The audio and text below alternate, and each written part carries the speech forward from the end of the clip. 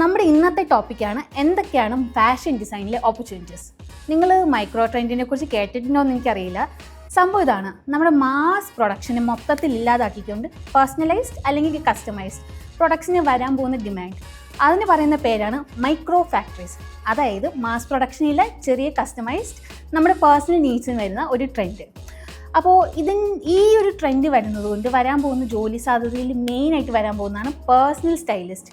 ഇപ്പോൾ ഈ ഒരു സർവീസ് ഒരു ലക്ഷറി ആയിട്ട് നമുക്ക് തോന്നുമായിരിക്കും. അതായത് സെലിബ്രിറ്റീസ് അല്ലെങ്കിൽ ഓൺടർപ്രണേഴ്സ് അങ്ങനത്തെ ബിഗ് ഫിഷേഴ്സ് മാത്രം യൂസ് ചെയ്യുന്ന സർവീസ്. പക്ഷേ ഭാവിയിൽ നമ്മുടെ ഓരോരുത്തരുടെ സ്പെൻഡിങ് പവർ കൂടുന്നു. സ്പെൻഡിങ് പവർ കൂടുമ്പോൾ എന്താണ്, നമുക്ക് നമ്മളെ തന്നെ പേഴ്സണലി നന്നായിട്ട് ക്യാരി ചെയ്യണം, ഞാൻ ട്രെൻഡിനൊപ്പം പോകണം, എനിക്ക് നല്ലപോലെ ഡ്രസ്സപ്പ് ചെയ്യണം. ഈ ഒരു ആഗ്രഹത്തിലുള്ള ആൾക്കാരുടെ എണ്ണവും കൂടിക്കൂടി വരുന്നു. ഈ ആഗ്രഹത്തിന് പുറത്താണ് പേഴ്സണൽ സ്റ്റൈലിസ്റ്റ്.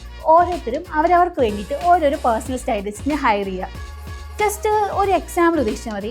നമ്മുടെ കേരളത്തിൻ്റെ ഒരു 10% ആൾക്കാരും ഓരോരുത്തർ പേഴ്സണൽ സ്റ്റൈലിസ്റ്റ് ആക്കി കഴിഞ്ഞാൽ ഈ ഒരു സാധ്യതയിൽ വരാൻ പോകുന്ന ഓപ്പർച്യൂണിറ്റീസിനെ കുറിച്ച്. അപ്പോൾ അത്രയേ ഉള്ളൂ. Thank you.